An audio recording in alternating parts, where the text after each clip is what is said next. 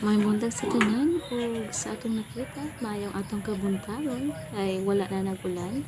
Represa ni agang adlaw nga pero mitang giulan. So probably wala na si Bagyong Queenie, tuwa na sila ang dapit.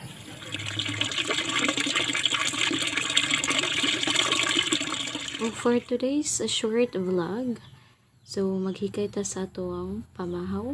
So naatay lumiyagan, free na na siya. Hinatag na sa among silingan. Thank you so much Ate Hilin og Tio Milo sa lumiyagan. So among sudan ron sa pamahaw kay free at that's lumiyagan or pusit.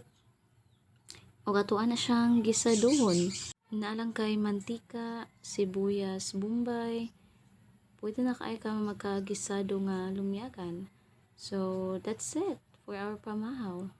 Gisadong lumiyagan nga hinatag sa among silingan, and we're so blessed today. Salamat kay sa grasya Lord ug sa mayong adlaw nga imong gihatag sa among akaron. Bye.